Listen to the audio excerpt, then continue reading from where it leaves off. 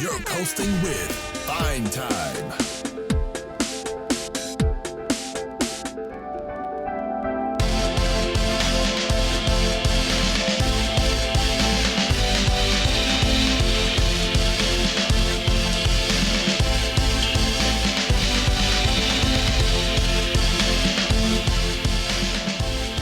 Hello, party people. It's your boy Dre, per usual.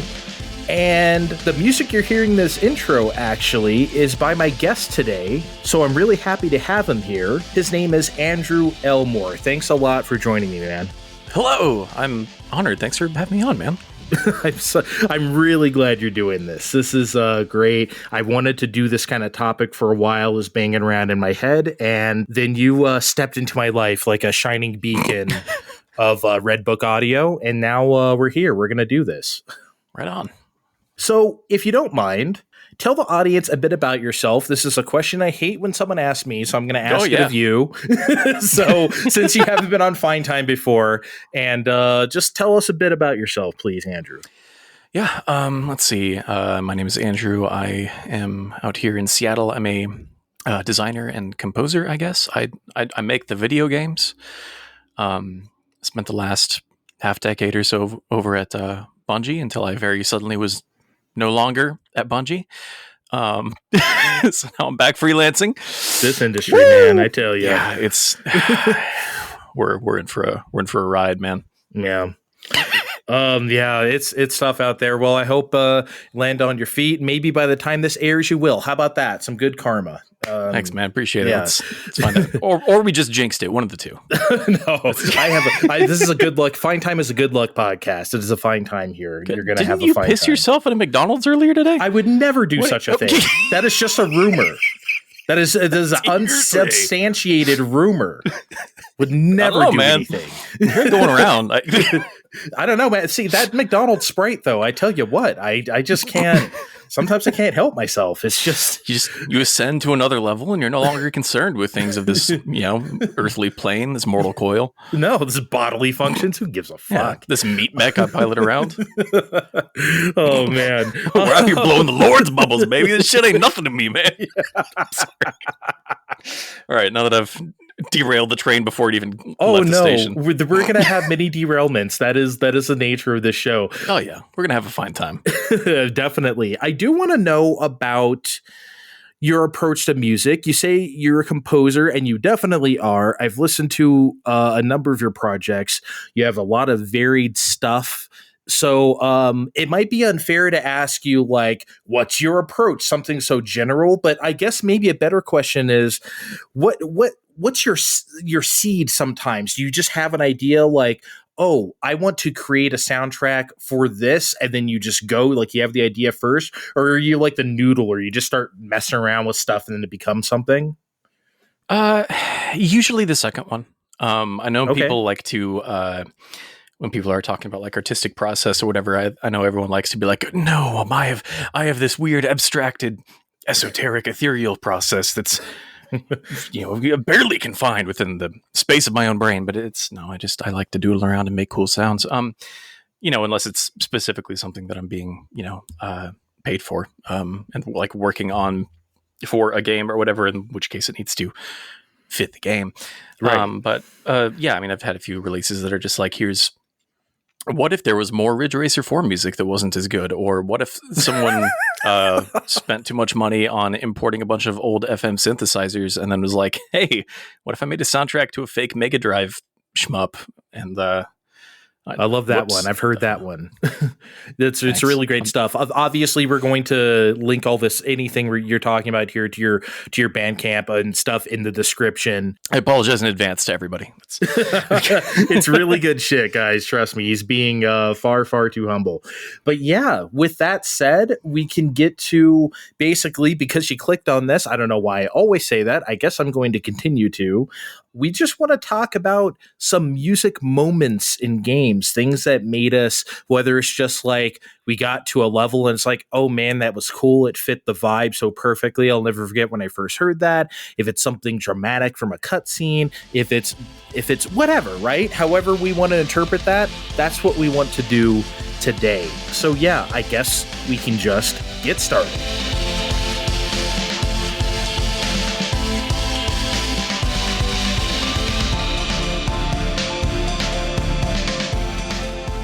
So, I guess I'll go first. I want to start with one that a lot of people have heard, and a game a lot of people have heard of, because I don't want to get too obscure right away, and we absolutely will get obscure, folks. Trust us, because that's just how this show rolls. You know me, and my guess is probably Andrew here does some more obscure stuff than me, which is great.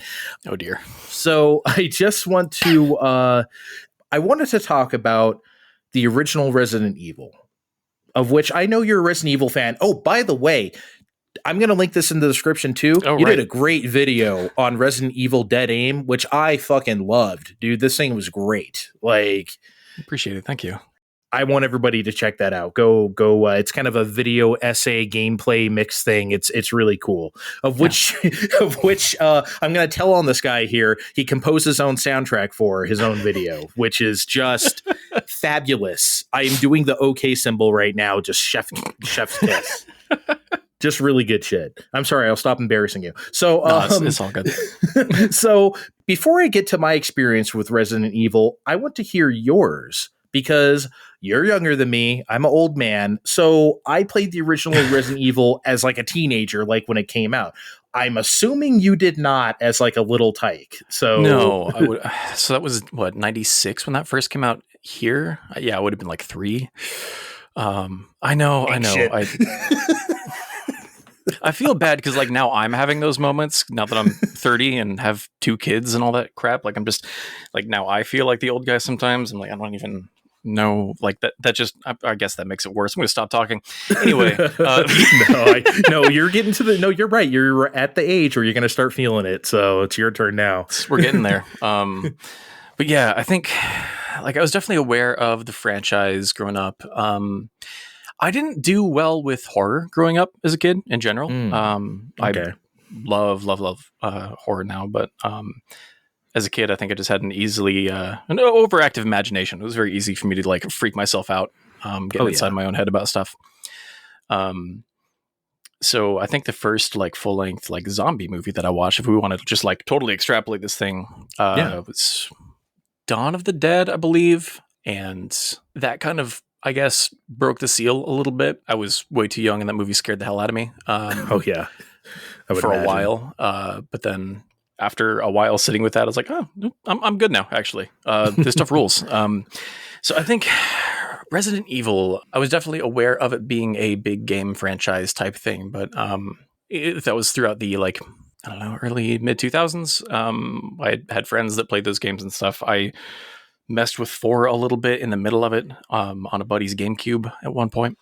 Mm-hmm. I don't think I actually completed a full Resident Evil game until, I don't remember which one was first. It was either 4 or the remaster of the 2002 remake of the first one, but it was on PS4.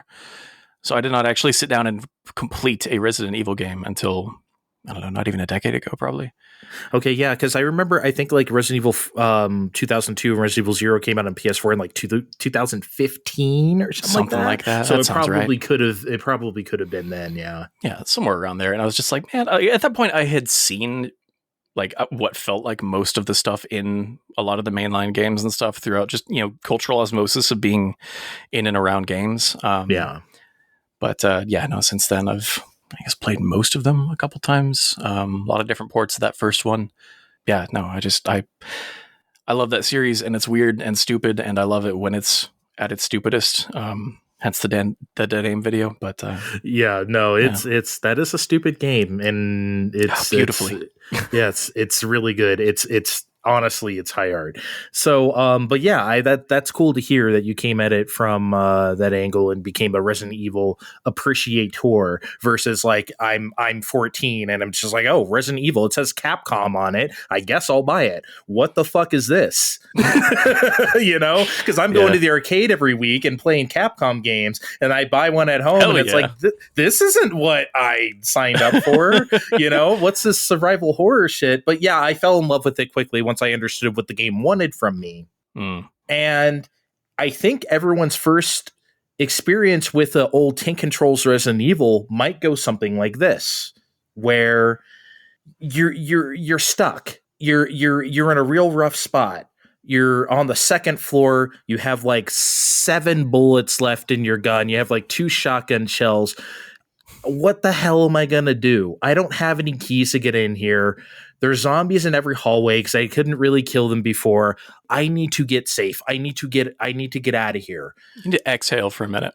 Yeah. And you need to have that, like, I need to get back to a save room. But then you're like, oh shit.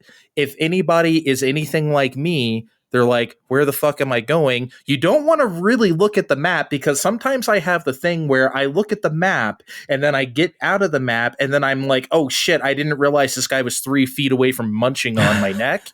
So like I forget stuff like that while I'm looking at the map. My lizard brain puts it out of sight. So I'm scared to do that. So I'm just kind of going by sight here. I need to get safe. I need to get back. Should I go down the hallway? Should I go back downstairs? You know, so you might have a scenario. You choose to go back downstairs. You dodge that one zombie you have to get around.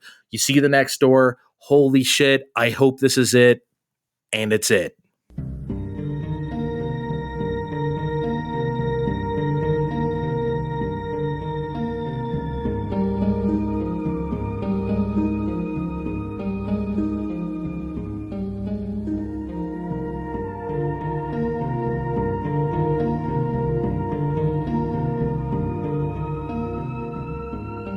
That music washes over you.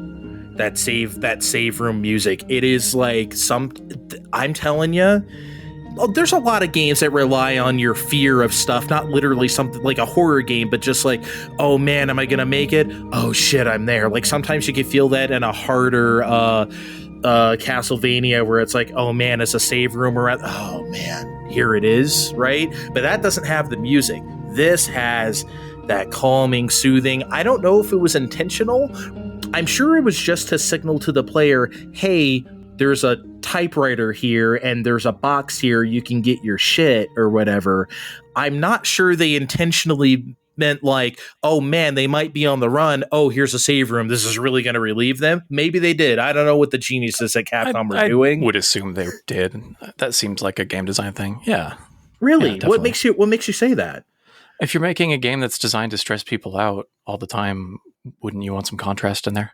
Otherwise, you know, if you're redlining all the time, you can't keep breathing in, you know, you have to breathe out to be able to breathe back in.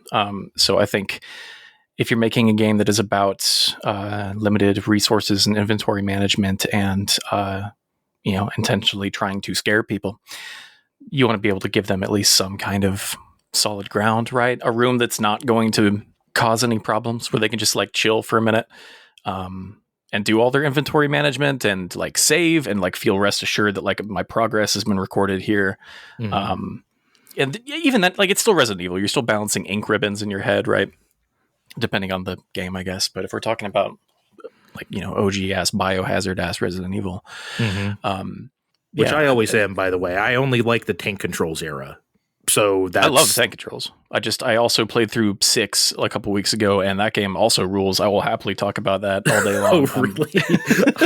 I was out by then. I never actually tried 6, so like it's nuts. Yeah, I hear you defending against the 1-star reviews you're about to get. Apologies. Send them directly to me. Care of Andrew Elmore, yeah. Actually, type them out on a typewriter and then deposit the sheet of paper directly into your toilet, and I'll get it. It's fine. Don't make any typos. You'll have to use another ink ribbon if you want to write it over. At that point, that's an interesting question. If you make a typo while saving in the Resident Evil world, do you alter the timeline? Ooh, probably.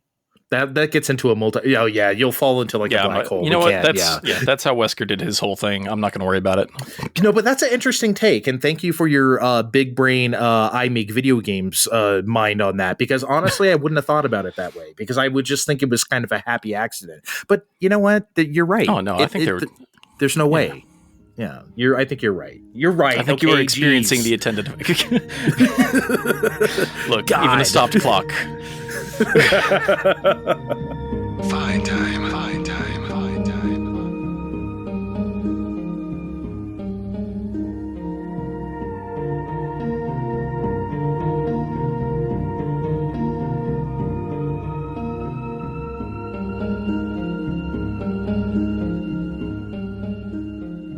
Okay, let's talk about one of yours. A game moment, a music moment that really hits you in a way that you won't forget in this lifetime. Sure. I guess we'll start with the first one I sent you. Why not? Unless you have a plan. No, you can do whatever you want. So when you gave me this prompt, I was struggling to think of something that felt as like front of mind iconic as a Resident Evil save room. And the first thing that I thought of was the game over music from Sunsoft's Batman game on the NES and Famicom.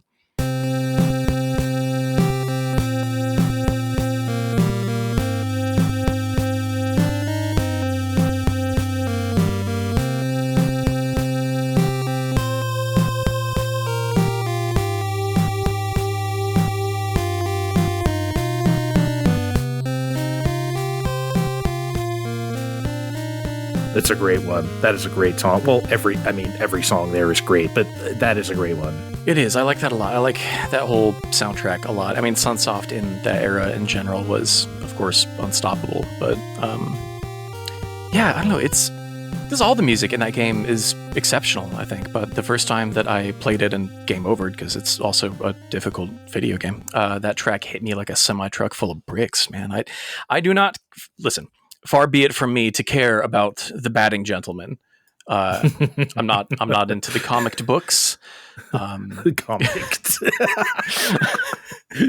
That's not my scene outside of the first two Blade movies. That's about it. Those are great. They're incredible. But yeah, and like again, my appreciation for the '89 Batman movie kind of like doesn't really extend much further than like the set designs. But damn, those are some sets, man. No, yeah, they are. But yeah, the game over music from the NES game felt like that was like woven from my DNA. Like it was drawn from some deep, dark corner of my heart I hadn't explored yet, which is all to say that it sounded like a chiptune cover of a like Cure song from the Disintegration era or something. That's a way of putting it, but I kind of agree.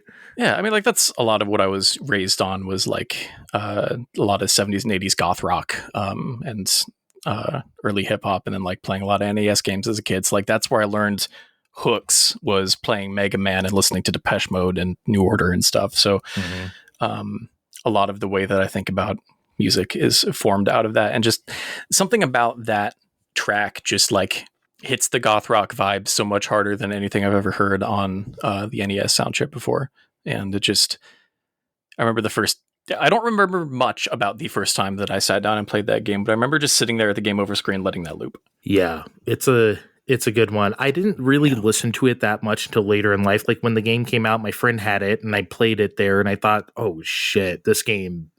I mean, I thought it's a really good game, as most Sunsoft games of that era are, but the soundtrack obviously struck me the most, because how the hell wouldn't it? Listen to that shit. My God, get out of here. So like, yeah, I didn't, but like when I got a game over, I was a kid, so I just get pissed. I just like turn it off or something like that. So like, but like, I didn't really listen to that song much until later in life. I'm like, oh man, this is kind of a winner. Yeah. I'm trying to think of first time that I actually sat down and played that game on my own. And I think it might've been sometime, actually, yeah, probably in the last decade, like early mid 2010s, somewhere in there, after I rebought an NES and started rebuilding that collection and all that stuff. Okay. somewhere in there. Yeah, I'm old, so I played it when it came out. So it's established. Yeah, I had access to an NES as a kid, but we called it the old Nintendo, if that says anything.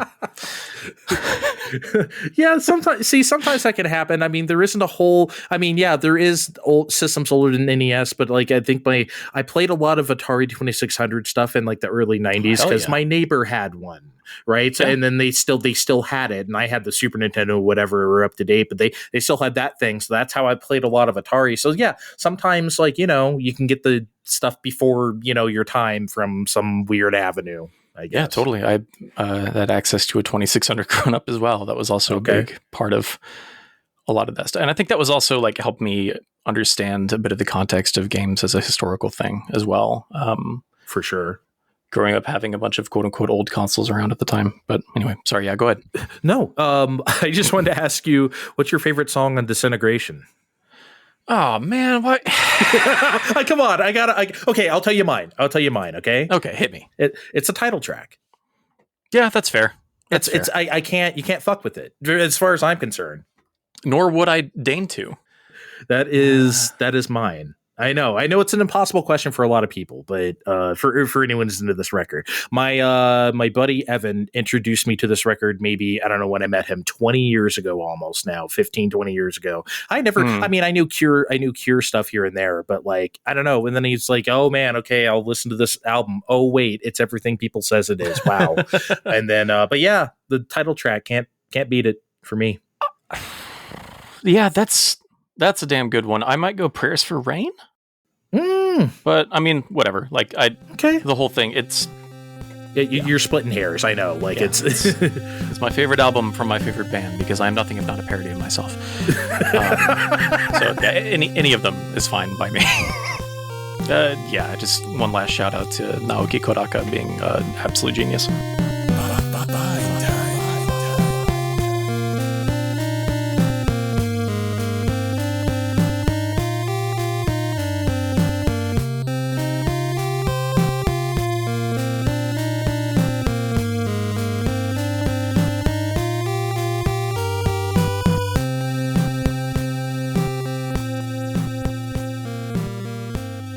What I wanted to talk about next was a little thing. See, I'm doing the James Lipton again. I want to talk about a little thing called Air Fortress. Have you ever heard of Air Fortress? Oh, yeah. Okay, so you're familiar. So I think you know where I'm about to go with this. But Rare game, right? Is that Rare? HAL Laboratory. Oh, that's what it was. Okay. For anyone who doesn't know, this is like a funny little action exploration shmup thing by HAL Laboratory. As I said, for NES back in the day, I think it came out in Japan like in 87. We got it damn near in like 90. Because I remember when, I don't know, I was like 7, 8 years old when it came out. And I remember having it. And it was one of those, man, that game was like one of my absolute favorites. It was so hard.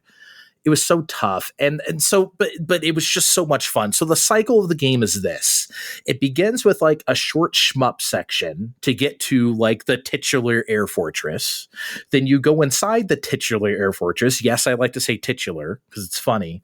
To find the core, and then you blow it up, and then you have to escape. And then the cycle begins again. There's another shmup level, etc. Right? Yeah. So the first level, right? The shmup section is like dead easy. Yeah.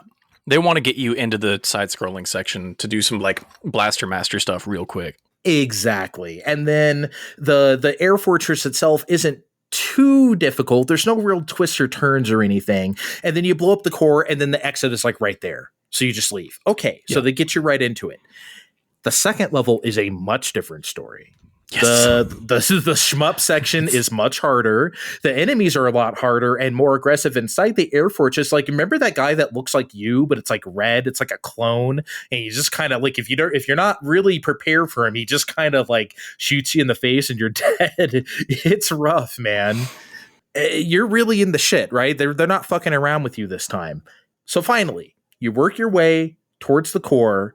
You blow it up. But here's something I didn't mention the first time. When you blow up the core, the lights go out. Yeah. And it's completely silent, except for you hear that ominous bass line.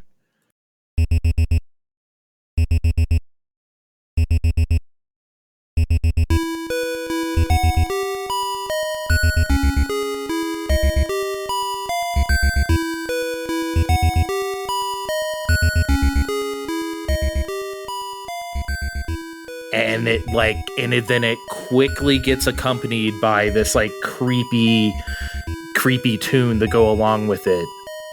Yeah, this weird like old-timey computer arpeggio thing happening. Yeah, but it's got this like weird dreamy like Link's Awakening vibe. Sorry, it does. No. Say you're correct. It's creepy. And it is dreamy, but it's also like unsettling because, like I said, the lights went out. You can see, but it's also like, oh man, I need to get out of here.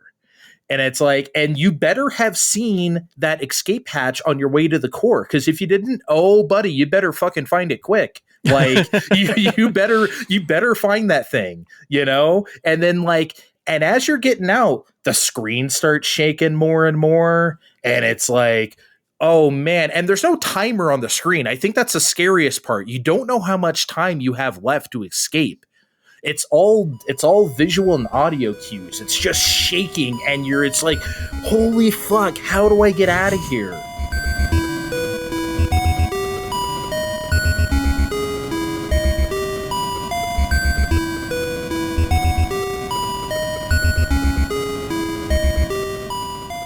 I'm telling you, as a kid, there was like nothing scarier. It was so tense. It was like for a how was I 8-year-old? I'm telling you what, man, it was something. Now I'm glad you know of this game, like, first of all, but like, so well, actually, again, like, how did you play this? Is it just like a random like, oh man, I'm just gonna dig through some old like HAL Laboratory, or just? No, I didn't have this cart growing up. Actually, probably still don't. It's definitely, it being near the top of the alphabet means when you're doing the channel surfing on an emulator as a kid, it gets dropped in pretty quickly if you're just scrolling. Yeah. So I probably played it there first. It reminded me a lot of Guardian Legend, another NES game that does the cross between shmups and the kind of walking around sections there. I never really played. Of course, I know of it, but I've never really played it. Dude, that game's nuts. This is a whole like video for another day, but like there are a lot of really weird similarity lines between that and Nier Automata that I can get into at some point. Like, oh man, okay. I was I was looking into this a few years ago, and I was like, I wouldn't call this a stealth remake, but like there's some oddly specific things happening here. But that's neither here nor there. That's great. Yeah, no, Air Fortress is definitely just one that I've kind of like goofed around with the first couple stages of, but I know the sequence that you're talking about, and it reminds me of, because I actually watched this recently. As I've been working, I've had on a second monitor window here, just rolling in the background. One Jeff Gerstmann has been going through the entire library of the Nintendo Entertainment System, ranking all that stuff. God bless him.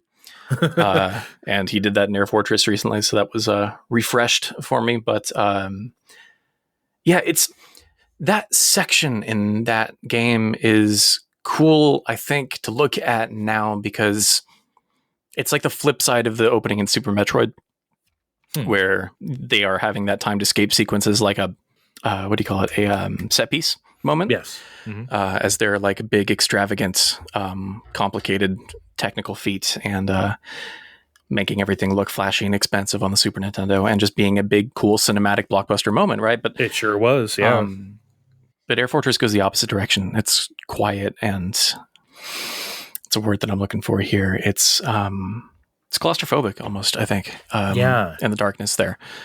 Because it's like a little bit like that Mega Man level, but less rushing and more panicking, because it's not just make your way from point A to point B. It's like navigate your way back out of the fortress alive before the screen is shaking so much that you explode. Yeah, and I had just never played a game like that asked me to do anything like that, you know? Yeah. And it was interesting because like usually the manual will tell you, hey, this is how you play the game, and very specific instructions. Okay, when you defeat the core, you have to leave. I didn't really read the manual, I don't think, but I knew exactly what they wanted from me still, somehow. It was interesting. Maybe that first level sets you up for it, where the escape hatch is like right there. Maybe that's like, you know, maybe that was like kind of it, making the first level like really easy. So you like, okay, you got it. Yeah, I think it's a little bit of like that first level being kind of a tutorial, and then also just like, I think your own sense of like your own self-preservation instinct kicking in a little bit there. Yeah. Just be like, I don't want to die here, man. This can't be how I go out. Oh man, it's so fucking terrifying if you don't make it, because it has, honestly, the explosion sound that scared the shit out of me when I was a kid. If you fail.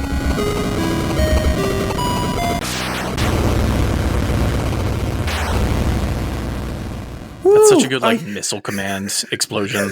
I still feel it. I literally got chills down my spine. I still felt it when I was a kid. It took me back there. Oh shit! Jeez, I didn't realize we were unpacking some old traumas here, man. Sorry about that. It really did. That game scared the shit out of me, but it was so good. In a good kind of scared. I wanted to try it again. You know. So I've always had an appreciation for Air Fortress. Thank you. God, come on, Nintendo Switch Online. I cannot believe this game has never been re-released, not on Virtual Console, not anything. It blows my mind. Come on, guys. Nintendo, man. I don't know what else to tell you. I know they got their own way of doing things over there. They sure do. Fine time. So the next song that I wanted to pick is the stage music, which kind of goes against our theme, but I promise I have a reason here. From the ghost ship level of one Castlevania Rondo of Blood. I think the track is usually romanized as Portrait of a Ghost Ship. That track hit me just the right way during a stage in which I decided that I felt confident calling Rondo of Blood the best 2D action game that I've ever played.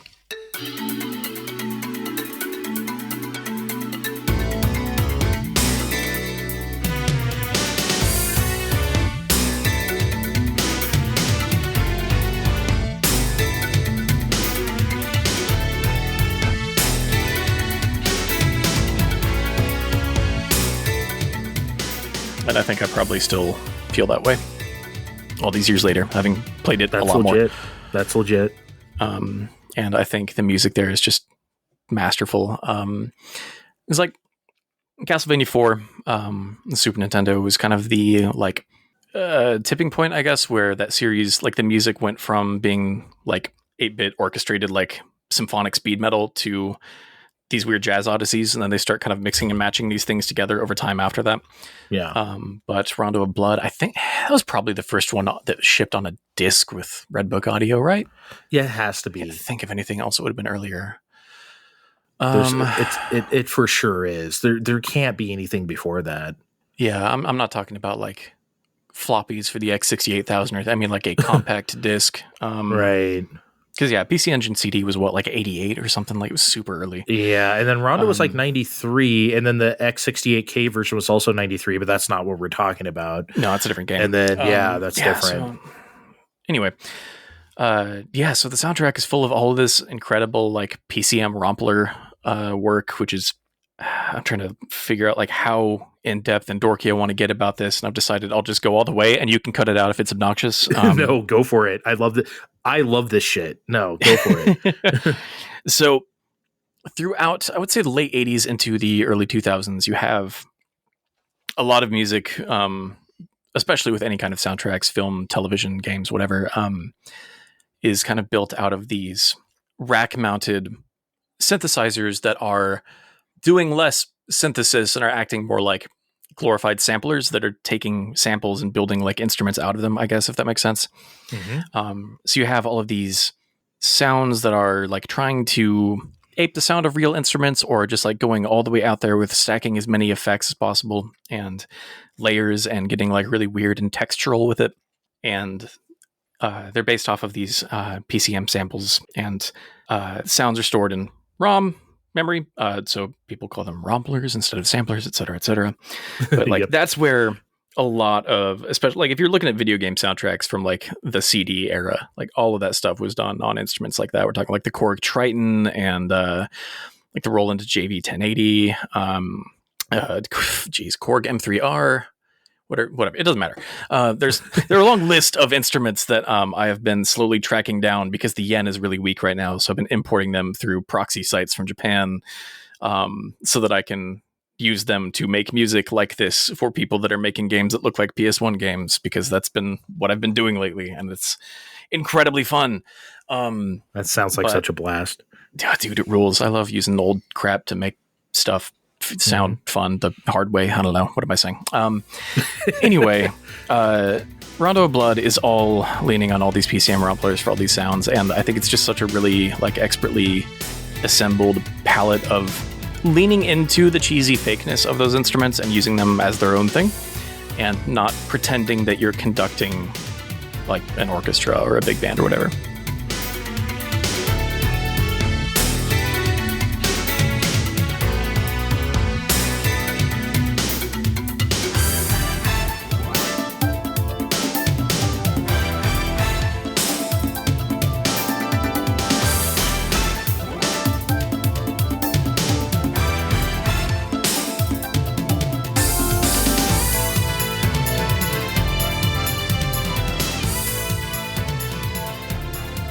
That is important, you know?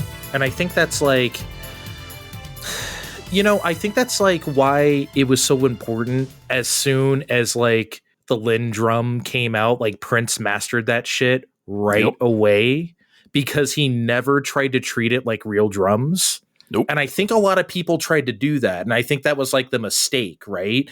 I think that was the pitch, right? Like those early days, like the rhythm ace and the Lennon. I think that was the pitch. Like, here, it's just like real drums. Yeah, but that's like, but of course he didn't want to do that. He's like, I'm going to make some like Blade Runner shit, or I'm going to like just stack all these hi-hats on top of each other because I can, or mix the kicks and snares with an 808. And it's just like, you know, and I like that. But so when you were talking about like the quote unquote fakeness of the instruments or whatever, I think that's key. I like when people lean into that instead of being like, oh, this is going to sound like an orchestra or something. No, the fuck it isn't. It's a Korg, right? Like, so just please play the Korg. Yeah. Nobuo Uematsu knows that, you know? He got it.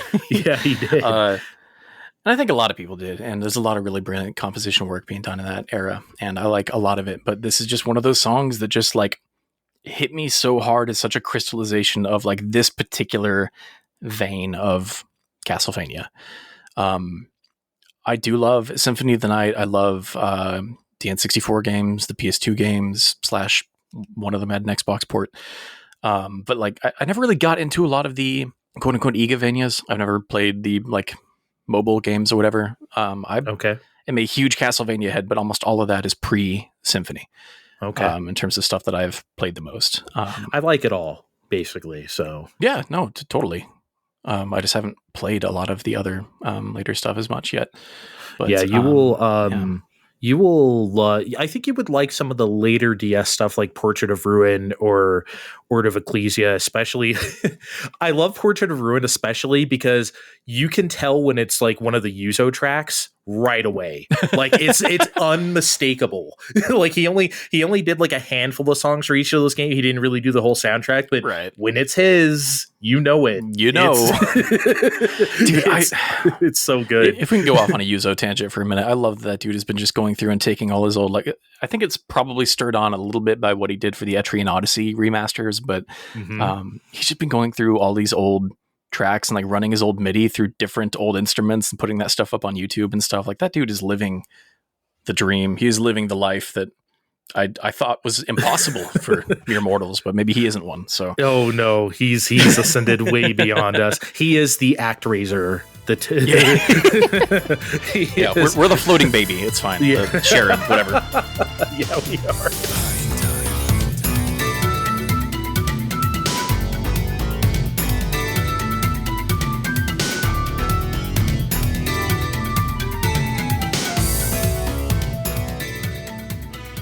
So, Andrew, it is high time we talk about Shinji Hosoe.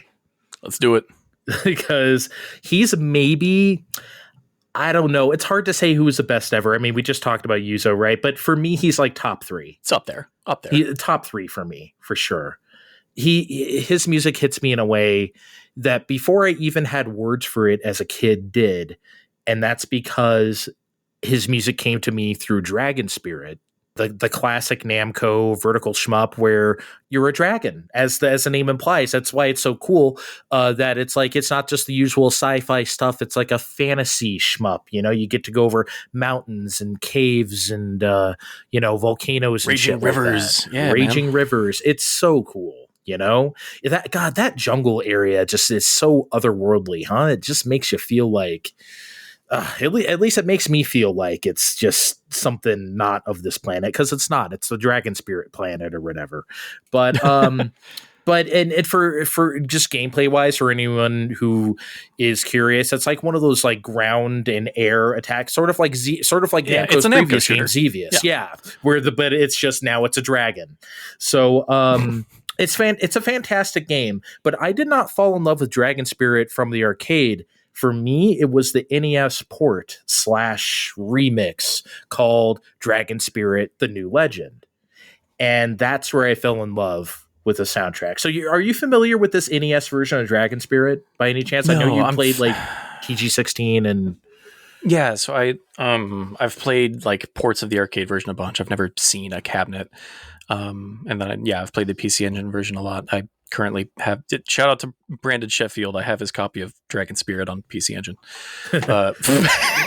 But that is the version of that game that I've played the most. I just have a basic bitch Turbo Mini and I've played it on there, so yeah. Hell yeah, dude. I got one of those and those came out too. That was a big entry into a lot of PC Engine stuff for me. But me too, man. It was a lot of just like, okay, I need to catch up on, like, I need someone to curate a list of games to check out. And they sure did. That was a good way to do it. Yeah, no, there's some great stuff on there. Especially but no, you shooters, never played this NES version then. But no, I've never played the NES port. I have no idea what you're talking about. Yeah, so it's very it's essentially the same levels and everything, but it's, you're putting on an 8-bit system. You have to make some compromises, but this is one of those games that we've talked about before, where limitations breed sort of, not necessarily innovation, but it breeds like, okay, I only have this. So what can I do with this? I have to crunch it down to this. And Dragon Spirit probably does that better than any arcade port I've ever seen. So it's not the arcade game. It's almost like, we were just talking about Rondo. I almost wanted to say it's like Dracula X SNES. It's not really. That's not like a great comp. I like Dracula X SNES. I'm not trying to dunk, but like, I just think that like, this is one of the best, like, crunch down to something else ports I've ever seen, because it's so unique. And so this comes to me, the song I want to talk about, in the form of Cave Road, the 5th level. Because as you know, it's exactly what it sounds like. It's a mountain pass, and it's really deep down, and you have these jagged walls that can move at will. Yeah, it's a canyon. Yeah, it's very like Life Force / Salamander in that way, I think. Yeah, it's the other like vertically scrolling NES shooter I think of, where the walls are moving in on you and stuff. Exactly. So because it's not something you see very often, and so it's accompanied by this sort of pensive, not dangerous tune, but it's just sort of resolved, I guess, feeling to it, and it sounds like this at the arcade.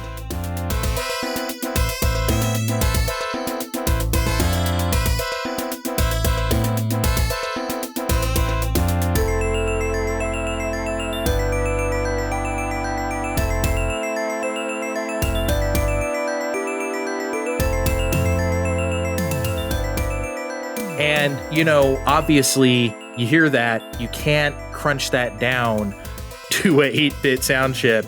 So what they went for, they stripped out a lot of the elements, especially in the level itself. The level is just a black background and the walls and like the pillars that may come up every so often. Of course, like the spiders or whatever. So it's really stripped back, but it has this surreal effect because it's so bare bones. It actually works as its own thing. And then similarly, the song is pretty bare bones itself because they have to strip it down. And now missing a bunch of instrument tracks. Exactly. So now it sounds more like this.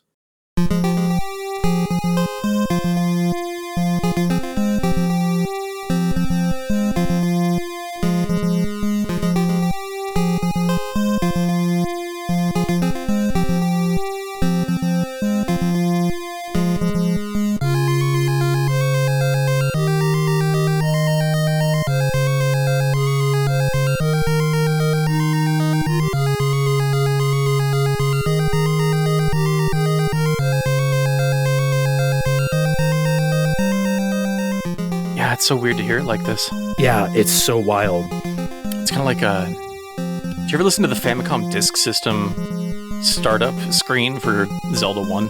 Yes. Yeah, how there's like a whole other channel with another melody there. It's like, what? That was there the whole time? Yep. Ooh, that high arpeggio is cool. Yeah.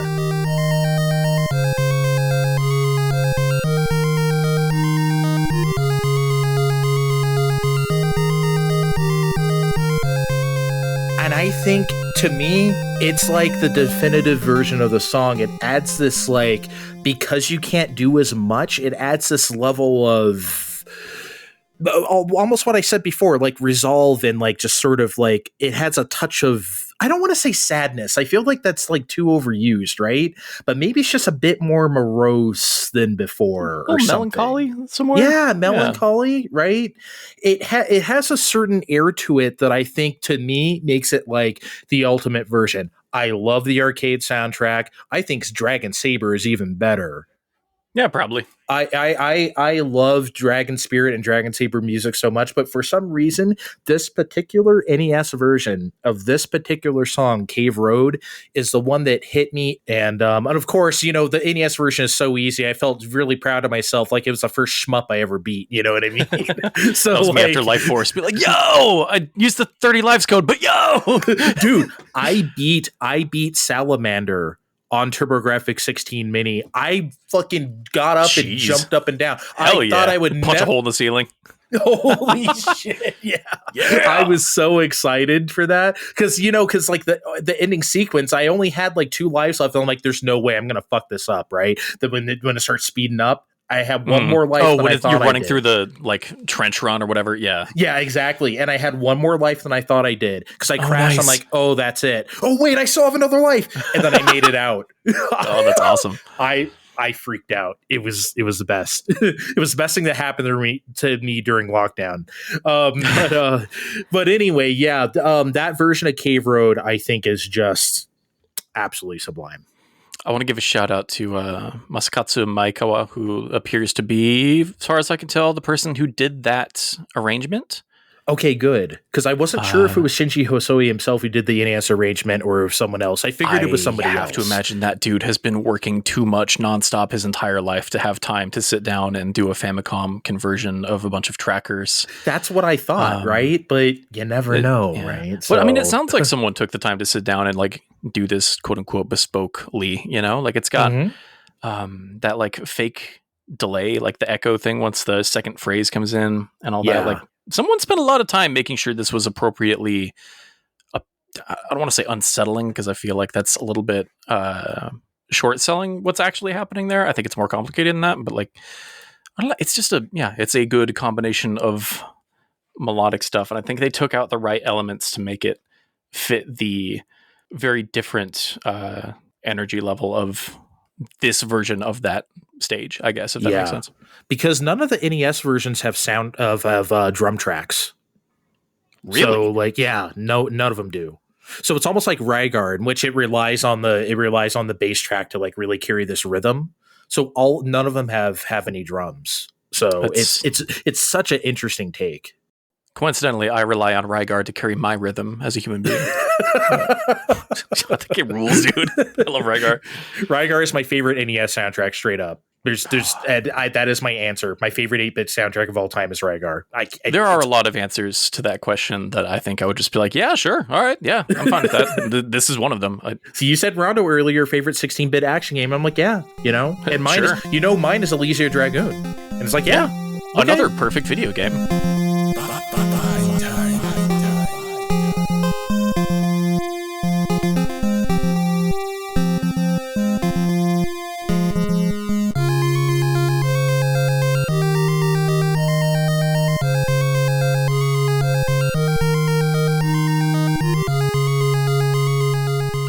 Yeah, so the last one that I wanted to share is specifically the in-game remix version of the Area 5 track in Res, which is a mix of Mind Killer by Adam Freeland, and it contains that Marlena Shaw sample in there that was cut out of all the official releases and stuff, but I think you kind of have to find it on YouTube at this point, but you sampled her track California Soul because it's like following the exact same chord progression anyway, so it just like it fits really well. So find that version if you can. I don't know if you're dropping that in the show notes or what, but like that is a slightly more interesting version of that track, I think. But killer, the mind.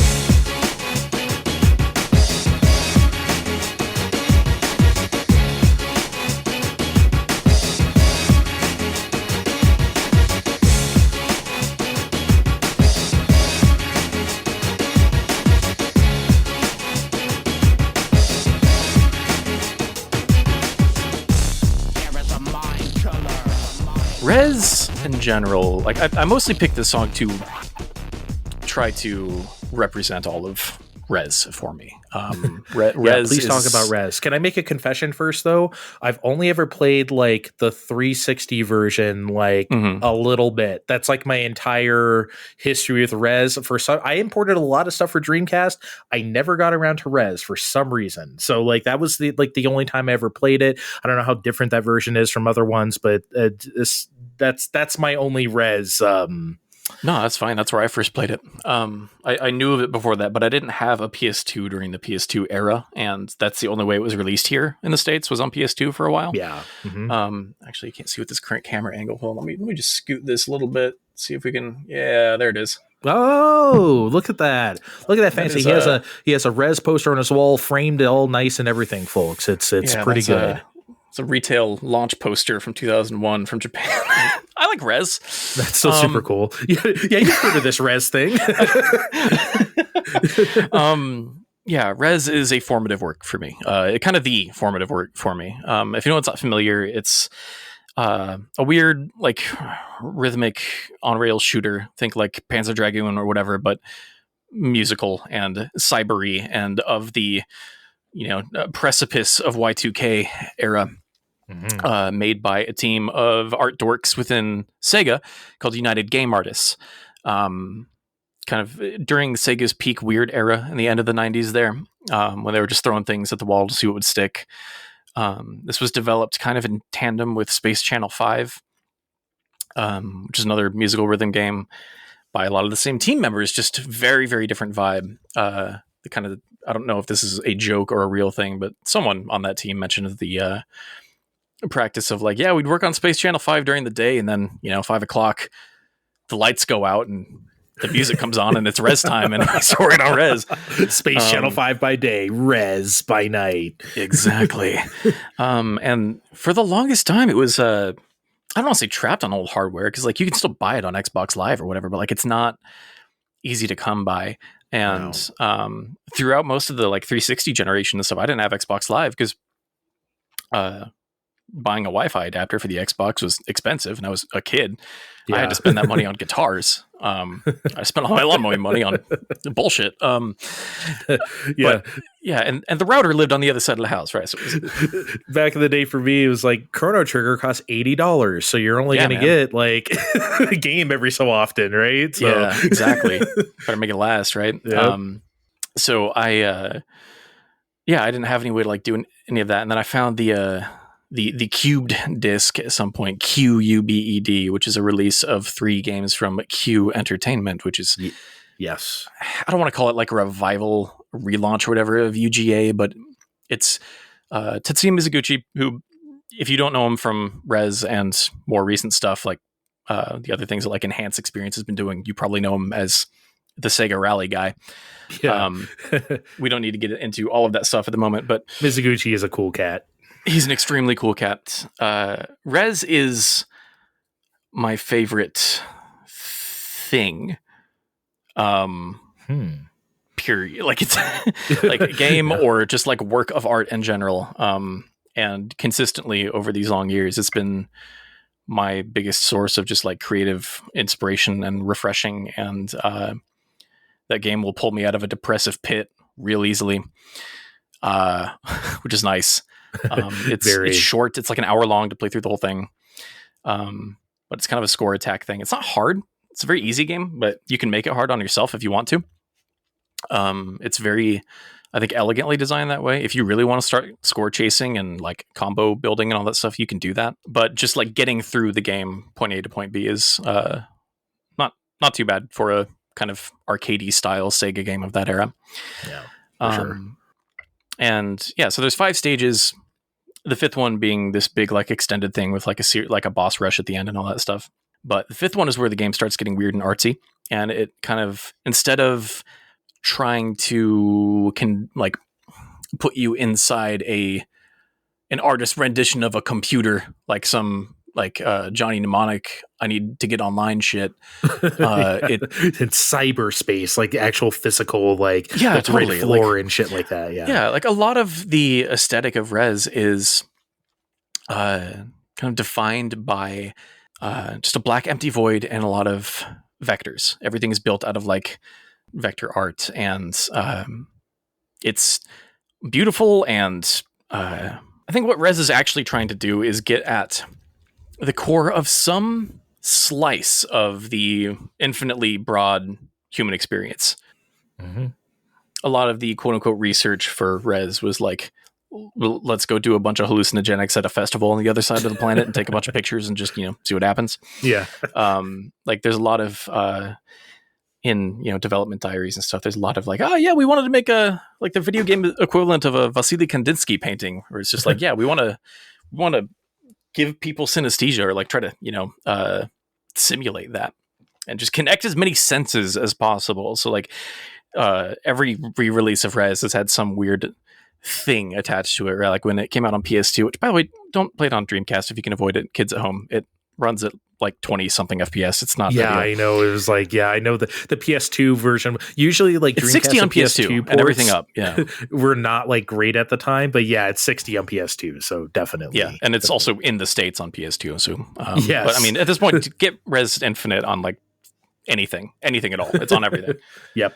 And it has a lot more stuff. It has new game in it. But anyway, Area 5 of Rez is when it gets out of the like darker, like more, I don't want to say oppressive parts of computer space, but like it starts getting really into that good hippie shit, and it starts getting really first of all, it goes from black to white.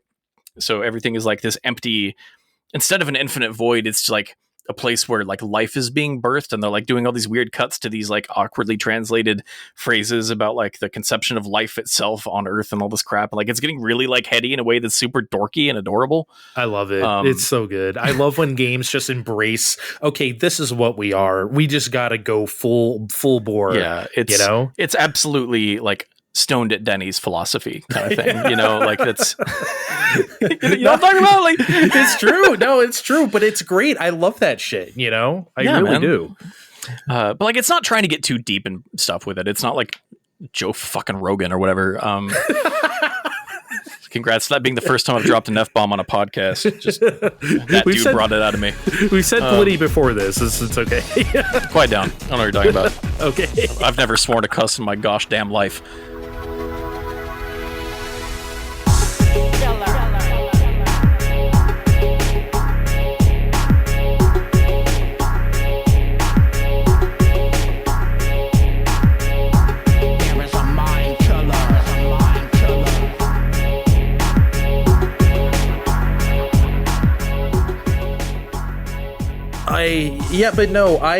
I felt the same way when I first played it, or rather, I guess the only time I played it. I got an Xbox Live and I played it like the one time. I was like, oh man, I should really play more, and I just never. I don't know why.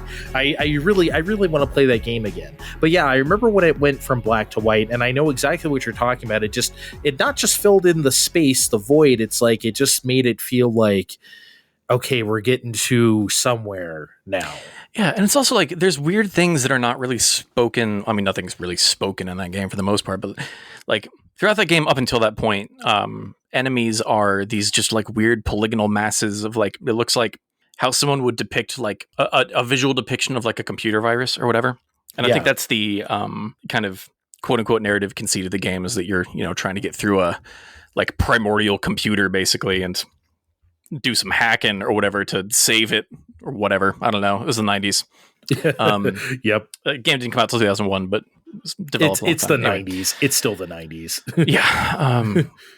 It was enemies in that level start to resemble more organic things, and you're seeing them birthed out of the ground in front of you. Like they're coming out of these little like little volcanoes that are springing out of the water, and they move like something biological a little bit. Like they're still built out of these like this kind of like low poly vectory aesthetic a little bit, but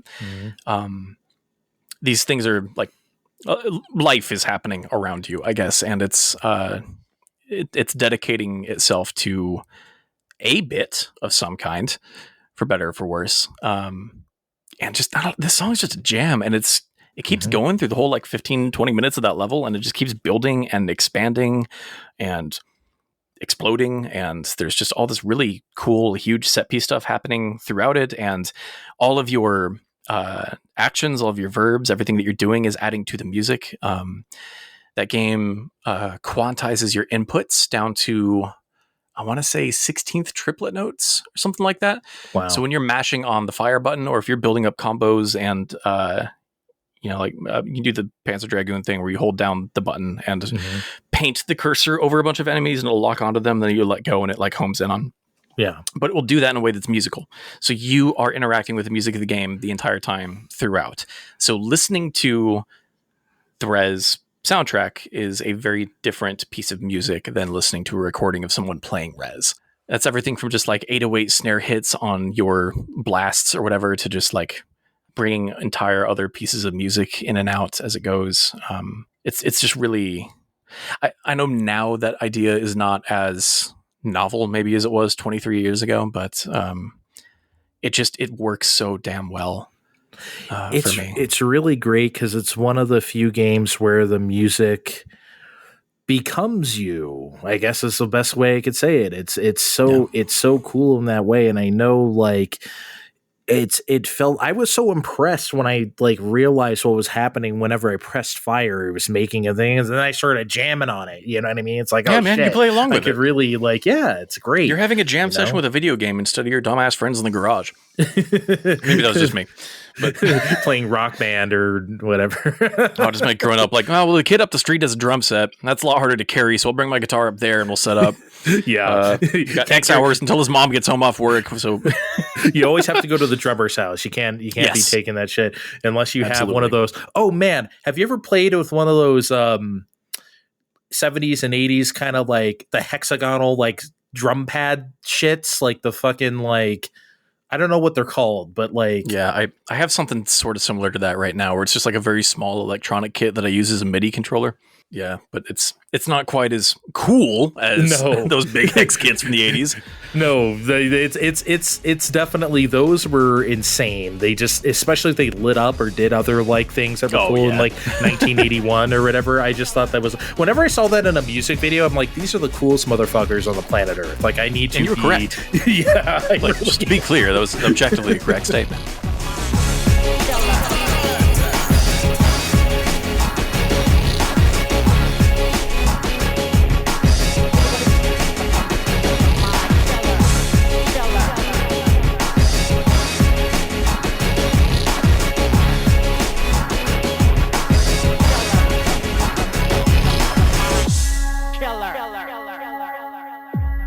I got one more to end on here. Hit me.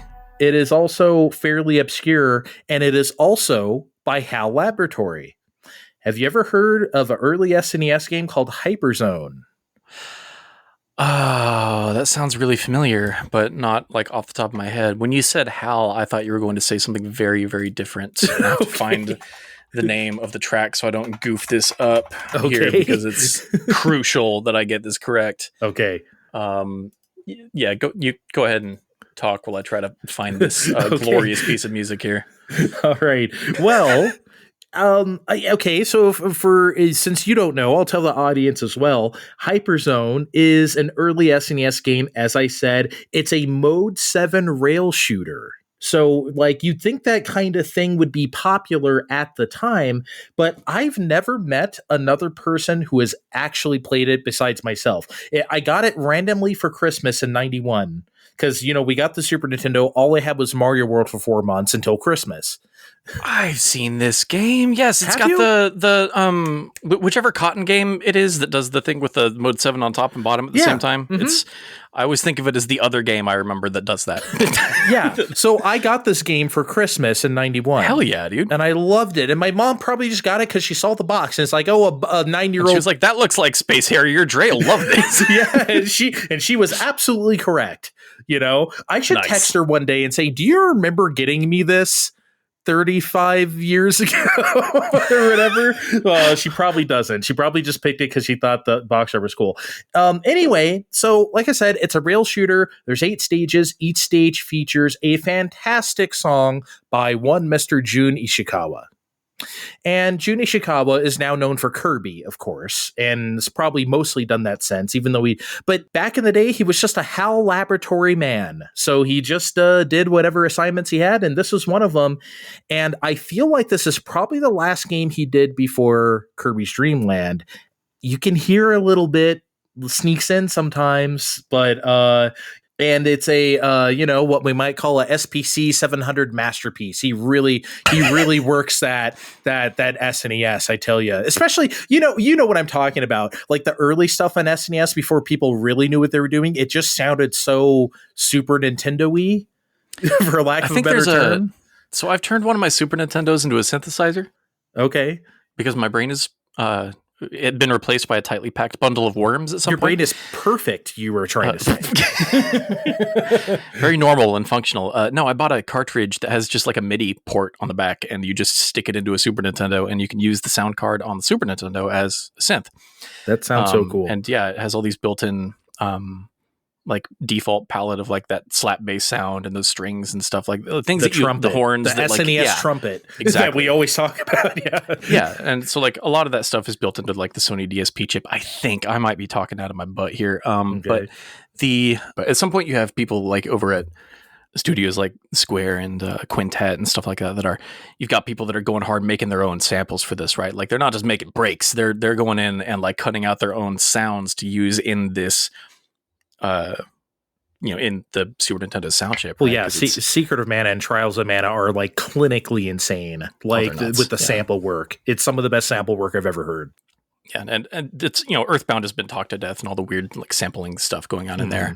But like even aside from sampling in like the hip hop sense, like sampling in terms of like building your instruments, because like every instrument on the Super Nintendo is just one tiny little split second fragment of a sound. Yep. Busted down to a very, very tiny file size and then looped, oscillated. Mm-hmm. I don't remember where we were going with this, but yes, a lot of the early Super Nintendo games just used the default stuff in there before people started making their own stuff, and making like third-party middleware tools to help you make those things, which is what we use now. But it's just like some of them just sound so. Do you know the Game Freak game Smart Ball for Super Nintendo? No, I was hoping you were going to say Pulse Man, which is not a Super Nintendo game. No, it's one of their pre-Pokemon games, but they made this, and that's like to me like the quintessential like early SNES like soundtrack. Look up that game sometime, and you'll have some nice jams, some SNES jams. Anyway, HyperZone. I wanted to talk about one song in particular, and like I said, there's 8 stages, but I want to talk about the penultimate stage, Stage 7, the Bioplant. Ooh. So before the Bioplant, the stage environments were like grasslands and deserts and futuristic, like here's the future city or whatever, like shit like that. Yeah. Flying through F-Zero. Yeah, exactly. And all that changes when you get to the Bioplant. Because first of all, something's different right away because the entire level is like strobing. Not like super fast. It's going to give you like not that like that kind of strobing, but just like on and off, like pulsing, like it's breathing almost. It's weird. Like the brightness is pulsing in. I feel like a lot of Super Nintendo games played with that. I think that might have been some like SDK thing you could just do. I don't know. Probably like one of their various modes that wasn't like mode 7 or something. Yeah, you probably a thing you could just like put in there. But like so that's happening. Then the camera zooms into your ship as it usually does, per usual when you start a stage. But something that's not really felt into the Stage 7, at least not for me, is that the increasing speed of the game. Because as you go through the game, it speeds up. And also, if you score high enough, you get like ship upgrades, which makes you go faster as well. So by the time you get to stage 7, it's like really fast. So your ship takes off in this bioplant really fast. And then you hear this.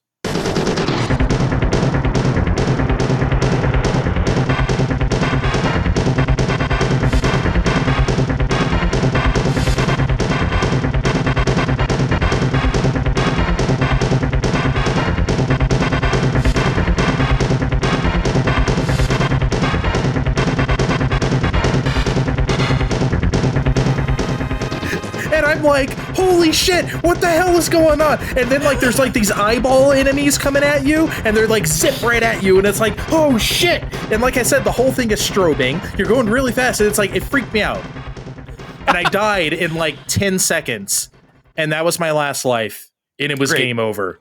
And I was like, oh my fucking God. And as I said earlier about Batman, usually at that age, I get game over and it just piss me off and I just turn it off. This was probably the first time I played something where I was like, oh shit, I need to see that again immediately. So I got right back in the saddle. I got right back up there. And I was like, I've got to see that again.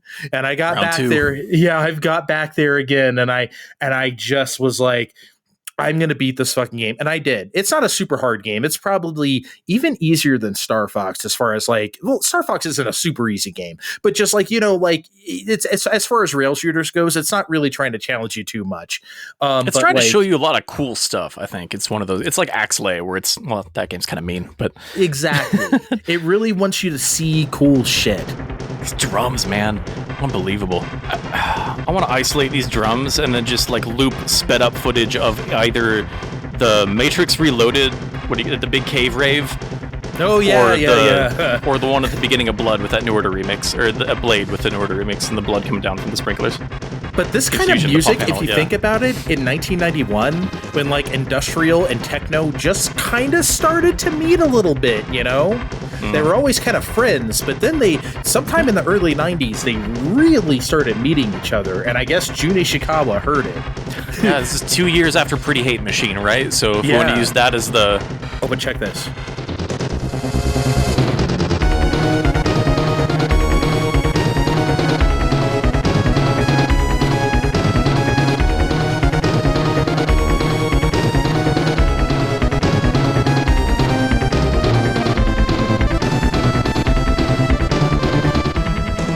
Take me away. And then, see, that's a hint of whips, dude. That's that hint of Kirby I was talking about. You can hear it. You can hear it. He's almost there. He's almost to Kirby Land, but this was not the time. This is the fucking bioplant. But he just wanted to sneak that in a little bit in HyperZone. Sign of things. The shape of horns to come. Yeah, so it's just a great song, and it's just such a great stage and a great moment. It's one of those things, like I mean, most of these meet this criteria, but just when visuals meet a moment, and then like the music heightens it to a place where like you could never. It's like, holy shit, man! It's just incredible. Yeah, go play HyperZone sometime. I bet it still holds up. It's cheap. I'm gonna find that, and I'm going to have it. The song that I thought you were going to do earlier, by the way, I dropped it to you on Discord, but it's just Factory Inspection from Kirby 64. That's a great song. That's a great song. No, for some reason I felt the need to on this podcast to pick two obscure HAL Laboratory games. I don't know why, but I did. Someone needs to. Man, Jun Ishikawa, I love his music. I love all the Kirby shit. Still to this, I mean, like even the modern, I think Planet Robobot is maybe one of the best soundtracks I've heard. Man, it's got to be one of my favorites in the last decade. It has to be. And you'd think at this point, like, Kirby music wouldn't really do that much for you, but it does. For me, anyway. It's just incredible shit. Anyway, good on you, Jun Ishikawa, but I love your pre-Kirby shit, and this was, I don't know why I'm pretending like I'm talking to him. He can hear me. He listens to Fine Time. You don't know he's not listening. He's listening. Okay, yeah, thanks, Ishikawa-san, for the music. I really appreciate it. Arigatou gozaimasu. I'm not gonna use my shitty Japanese here. I mean, I could. No, I use my shitty Japanese. That's fine. Don't ask me for any more. I got